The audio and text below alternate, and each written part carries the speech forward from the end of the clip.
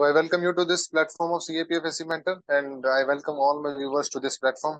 So first of all, I would like to introduce you to all my viewers that Mr. Vishal Sharma this time has scored All India rank 45 in CAPFSC 2023 examination, and इस बार जो है हम क्या strategy रही उनकी विशाल की कि भाई किस हिसाब से उन्होंने प्रिपरेशन करी, क्या जर्नी रही, कितने अटेम्प्ट्स थे, तो वो सारी चीजों के ऊपर हम लोग बात करेंगे, जिससे कि आपको एक ग्लिम्स मिलेगा कि किस हिसाब से एक डायरेक्शनल वे में जो है तैयारी करी जाती है। और अभी जो टाइम जो चल रहा है ना सर, अभी लास्ट लास्ट के जो टाइम चल रहा है अभी, तो उसमें जो टिप्स रहेंगे आपकी तरफ से वो भी काफी ज्यादा जो है व्यूवर्स को हेल्प करेंगे।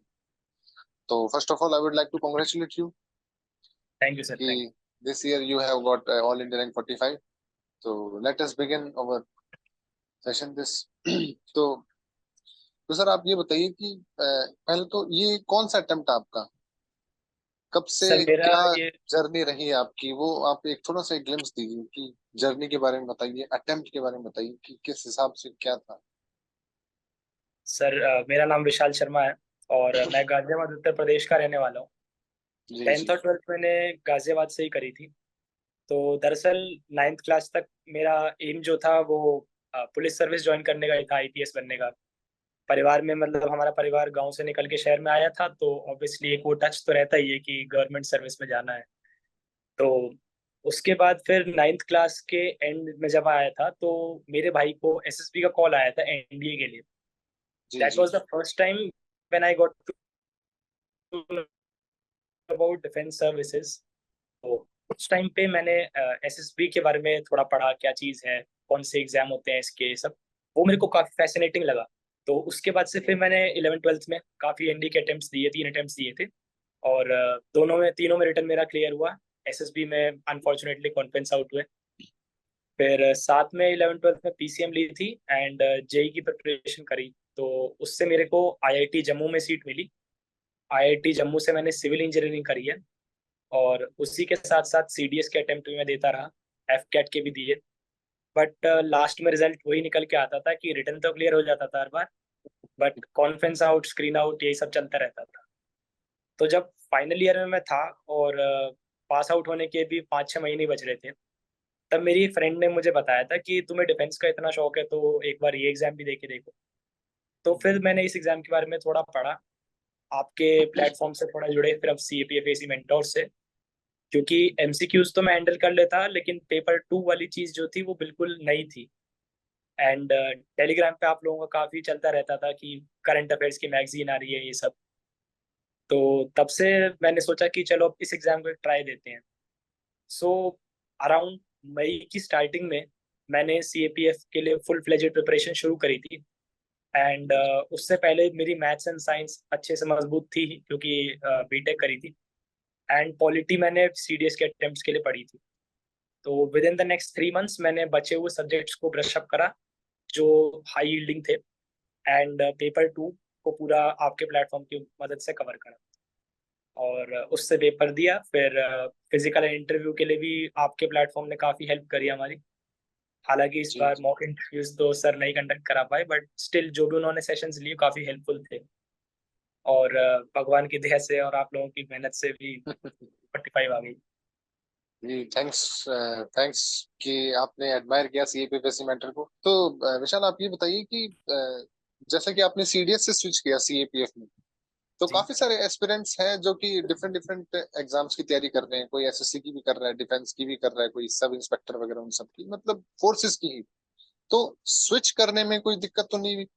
जैसे कि आप तो चलो ठीक है सीडीएस की कर रहे थे, लेकिन जो स्टूडेंट्स सब इंस्पेक्टर वगैरह कर रहे हैं एसएससी में, अगर वो भी स्विच करें तो क्या एक्सपीरियंस रहा है कि जब आपने स्विच किया तो दिक्कत थोड़ी आई आपको कुछ? मेरे हिसाब से इस एग्जाम में जो बाकी एग्जाम से अलग है वो पेपर 2 है, तो इसीलिए काफी सिविल सर्विस एस्पिरेंट इसे देना पसंद करते हैं क्योंकि उनको उस चीज से फेमिलियरिटी है। और बाकी जो एग्जाम्स के एस्पिरेंट है उनको बस ये फेमिलियरिटी बनानी है और कोई हम्म। टफ चीज नहीं मानता मैं इसको। पेपर 2 अगर आप करेंगे मेहनत तो वो आराम से हो जाएगा आपका। आपको ग्रामर पे आपकी पकड़ मजबूत है एंड आप करंट अफेयर्स से वेल वर्स्ड हो, तो ज्यादा मुश्किल होगा नहीं स्विच करना। तो मतलब आपका तो मतलब फर्स्ट अटेम्प्ट में ही क्लियर हो गया है। जी सर। तो ये तो बहुत बड़ी बात है देखो। और मैं तो मानूंगा कि भाई आपकी मेहनत है कि आपने फर्स्ट अटेम्प्ट में ही क्लियर कर लिया, वो भी स्विच करके, क्योंकि ज्यादातर देखा गया है कि पेपर टू में जब स्विच करते हैं ना एमसीक्यू से, जो हमेशा ऑब्जेक्टिव की तैयारी करते हैं स्टूडेंट्स, और फिर एकदम जी से पेपर टू में आते हैं तो थोड़ी सी दिक्कत उनको आती है। तो विशाल आप ये बताओ कि पेपर टू की क्या स्ट्रेटेजी रही है आप लोगों की? आपने क्या फॉलो किया अभी लास्ट टाइम पे? जैसे कि आपका 2023 में एग्जाम दिया होगा, तो लास्ट टाइम में क्या फॉलो किया जो अभी स्टूडेंट्स काम आने वाला है? सर, मेरा पहले से ही न्यूज़पेपर पढ़ने में इंटरेस्ट था। लाइक जी 10th जी। क्लास के अराउंड से मैं न्यूज़पेपर की हैबिट है मेरे अंदर। तो करंट अफेयर्स से वेल वर्स्ड में रहता ही था पहले से। फिर आपके प्लेटफॉर्म से जब जुड़े लास्ट के 3-4 मंथ्स में, जो हमने कोचिंग ज्वाइन करी आपकी पेपर टू की, तो वहाँ पे जनार्दन सर की वीडियोस थी काफ़ी सारी, ग्रामर की वीडियोस थी, वो सब देखी।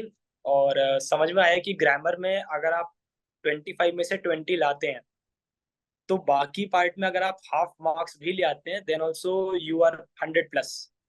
तो जी सबसे पहली जी। प्रायोरिटी मैंने ग्रामर को बनाया, क्योंकि मेरी इंग्लिश वैसे भी स्ट्रांग थी। सेकेंडली, ऐसे वाले पार्ट के लिए मैंने देखा जनार्दन सर की जो सैम्पल आंसर्स होते थे, उसमें कुछ पैटर्न्स को आइडेंटिफाई करा। लाइक इंट्रोडक्शन में एक अच्छा कोट काम कर सकता है, अच्छा फैसिनेटिंग डेटा अगर हो, या फिर कंक्लूजन में आप कुछ गवर्नमेंट स्कीम्स को मेंशन कर दो, तो काफ़ी हाई मार्क्स मिलने के चांसेस बनते हैं। तो मैंने उन पैटर्न्स को पॉइंट आउट करके उसी पैटर्न पे लिखने की कोशिश करी। एंड धीरे धीरे मेरा भी स्कोर, इनिशियली जो आपको टेस्ट सीरीज सॉल्व करवाते थे आप लोग, वो थोड़ा कम ही आता था। लाइक 1/4 भी आते थे मेरे मार्क्स। तो काफ़ी डिसएंकरेजिंग भी होता था वो। बट फिर लगता था कि हाँ, अभी बिगिनिंग है, धीरे धीरे स्पीड पकड़ेगा। और वो हुआ। लास्ट मंथ में मैंने यही करा कि अब कुछ नया करंट अफेयर्स वगैरह नहीं पढ़ेंगे, जो कंसोलिडेट करा है उसे डेटा रखेंगे अपना। ग्रामर का एक एक PYQ सब प्रैक्टिस करने हैं, ताकि ग्रामर का कभी भी कोई क्वेश्चन आए तो मैं उसे खाली ना छोड़ूं। और जी लास्ट मंथ में मैंने 3 फुल लेंथ टेस्ट लगाए थे, ताकि टाइमिंग मेरी इस तरह से मैनेज हो जाए कि विद इन टाइम लिमिट मैं एग्जाम को खत्म करूं, और थोड़ा रिवीजन का मौका भी मिल जाए। ये लास्ट मंथ की तो स्ट्रैटेजी। अ, विशाल, जैसे कि आप बता रहे हो कि भाई आपने टेस्ट सीरीज ज्वाइन करी सीपीएफएससी मेंटर की, और भी काफी सारे प्रोग्राम में एनरोल किया, तो क्या डिफरेंट लगा? जैसे कि सीपीएफएससी मेंटर अपने पेपर टू के अंदर इवेल्युएशन जो करता है ना स्टूडेंट्स के लिए, आपने टेस्ट सीरीज ज्वाइन करी, प्रैक्टिस किया, हमको सेंड किया, और फिर जो इवेल्युएशन मिला उससे किस हिसाब से मदद मिली, और वो इवेल्युएशन कैसे डिफरेंट था? सर, जो पेपर टू का इवैल्यूएशन था, एक तो उसमें जो फ्रंट पेज पे मार्क्स लिखे होते थे, उसके नीचे जी। एक बंदे के क्रेडेंशियल जरूर लिखे होते थे कि हम्म। AIR 20, AIR 24, CAPF 2020, इस तरह से। तो एक तो वो काफी मोटिवेटिंग फैक्टर रहता था कि अगर ये बंदा असेस कर रहा है, then it has very huge credibility for me कि हाँ, ऐसे ही लिखना है। उसके अलावा सर, काफी डिटेल में जो भी एसेसर होते थे, वो अपने रिमार्क्स लिख कर देते थे। इट वाज नॉट लाइक कि आपने बस पॉइंट्स दे दिए हैं कुछ, +2 +3 +4, और लास्ट में मार्क्स लिख दिए। वो जो रिमार्क्स होते थे वो काफी हेल्पफुल होते थे। और अगली बार जब उसको इनकॉर्पोरेट करता था, तो मैं अपनी तरफ से भी कई बार जनार्दन सर को या फिर रवि सर को मैसेज कर देता था कि सर, मैंने ये चीज़ इनकॉर्पोरेट करी है, क्या इससे मार्क्स बढ़ने के चांस हैं? तो they were very instant in their replies. वो चीज़ भी काफ़ी हेल्प करी कि वो काफ़ी रीचेबल रहे हैं थ्रू आउट द प्रोसेस। जी, ये है ही विशाल, सीएपीएफएससी मेंटर में जितनी फैकल्टीज हैं वो स्टूडेंट्स के हमेशा टच में ही है। तो जी देखो अब हमारी कोशिश है कि आपको अच्छे से प्रोवाइड किया जाए हर एक चीज, ताकि सिलेक्शन आपका हो, समझ जी। रहे हो? तो आप जो आप एक एग्जाम्पल हो हमारे लिए कि मतलब एक जेन्युइन हो। तो अभी विशाल ये बताओ कि क्या एक्सपेक्ट किया था आपने कि भाई फर्स्ट टाइम में मेरा सिलेक्शन हो जाएगा? नहीं, फर्स्ट टाइम में एक्सपेक्ट तो मुश्किल ही था मेरे को, क्योंकि पेपर वन में स्कोर मेरा जो बन रहा था वो 130 की लाइन में था। और जब फिजिकल के सेंटर पे गया था, तो काफी स्टूडेंट्स मिल रहे थे कि भाई मेरा 150 है, 160 है। तो वहां से थोड़ा डिमोटिवेटिंग लगा था कि भले ही मेरा फिजिकल मेडिकल हो गया है, भाई तू मेरिट के बाहर ही होगा। बट आई बिलीव मेरे इंटरव्यू ने काफी मेजर रोल प्ले करा है। अभी मार्कशीट तो नहीं आई है, बट मेरे को लगता है इंटरव्यू ने ही मेजर रोल प्ले करा है। हाँ, वो तो तीनों का मिला के होता है। क्या पता आपने पेपर 2 में बहुत अच्छा कर दिया हो, जी, बहुत अच्छे मार्क्स दोनों भी आए। इन दोनों के मार्क्स थोड़े से अभी पता चलेंगे, तब पता चलेगा। हाँ। और अभी आप ये बताओ कि पेपर 1 के अंदर क्या स्ट्रेटेजी रही आपकी? सर पेपर 1 के अंदर ऐसा था कि मैंने सीडीएस के अटेम्प्ट्स दिए हैं, तो पॉलिटी तो मेरी अच्छे से ब्रश अप थी। जो जी। मेजर हाई यील्डिंग चैप्टर्स होते हैं उनको सबसे पहले करना चाहिए, लाइक पार्लियामेंट हो गया, एंड ये जो बजट एंड ऑल होते हैं, इससे आजकल काफी क्वेश्चन ट्रिकी करने लग गया यूपीएससी। हम्म। और कुछ नई अमेंडमेंट्स जो आती हैं कॉन्स्टिट्यूशन की, उनके ऊपर क्वेश्चंस देता है यूपीएससी। फिर हिस्ट्री के लिए सर मैं सजेस्ट करूंगा, मॉडर्न हिस्ट्री के लिए आप स्पेक्ट्रम पढ़ लें, या फिर अगर शॉर्ट ऑन टाइम है तो प्रतीक नायक सर के लेक्चर्स आते हैं यूट्यूब पे, तो उनकी 60 या 56 वीडियोस की प्लेलिस्ट है, वह सबसे बढ़िया है।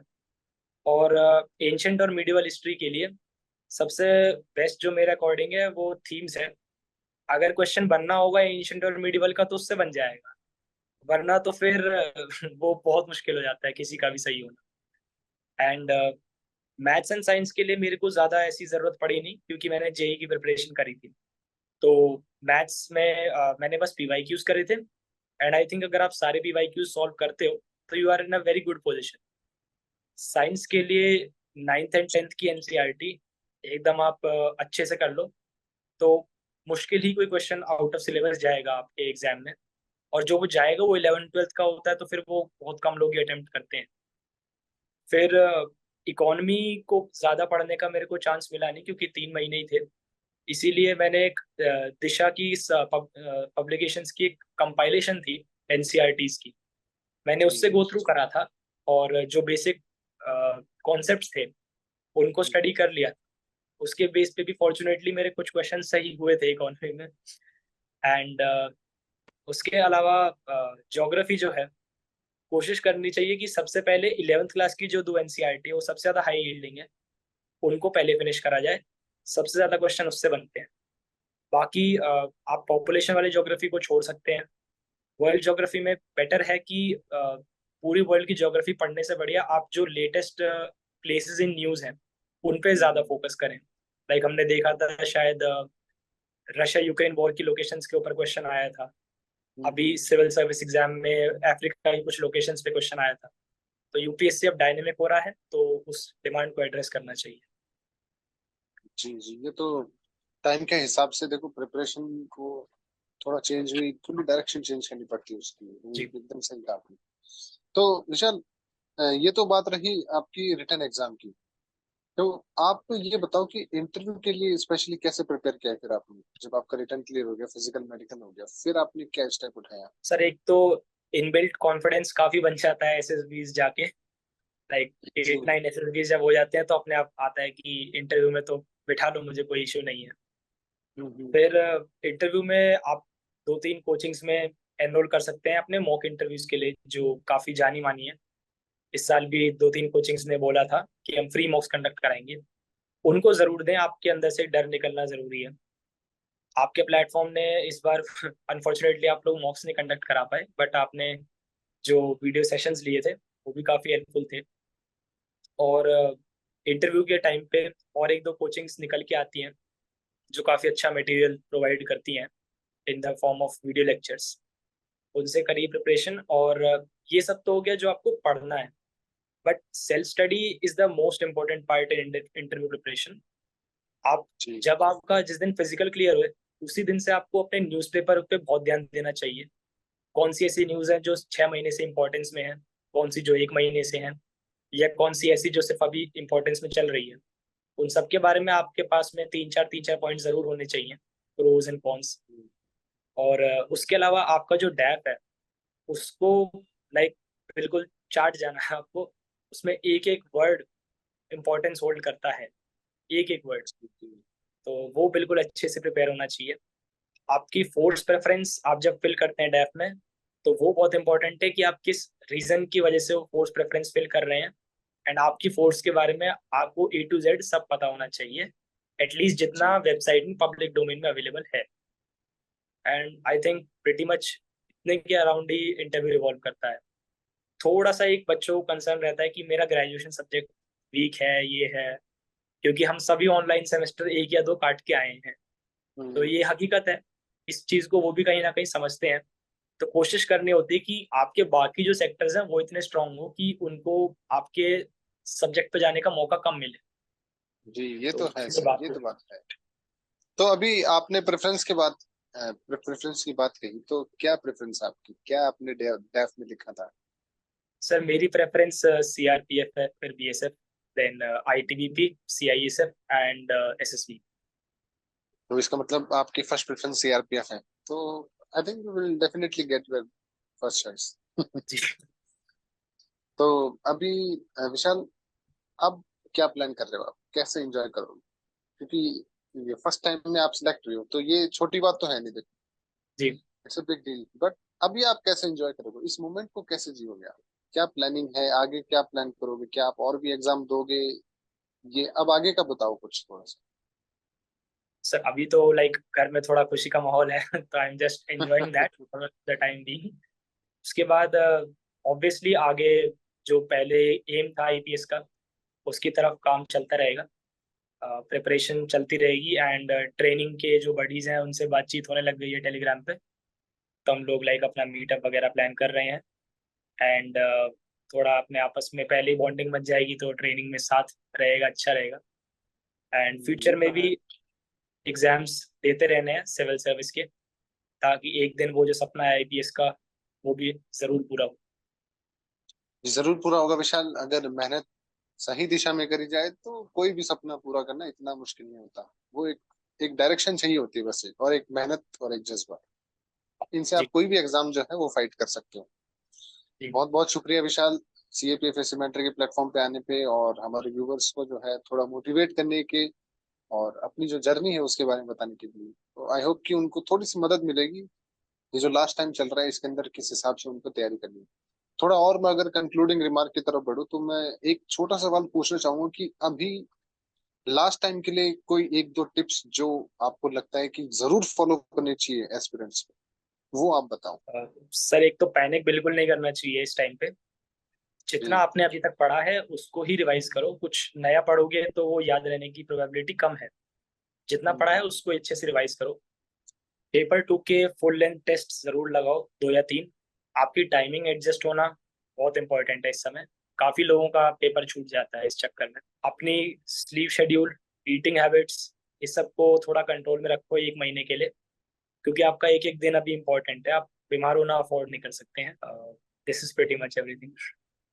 जी यही चीजें हैं जो फॉलो करनी है, देखो, क्योंकि रिवाइज और रिवाइज रिवाइज रिवाइज, मैं तो इतना ही समझता हूँ। जी thank you very much Vishal for joining us, thank you and sir. I hope कि you will better enjoy this moment.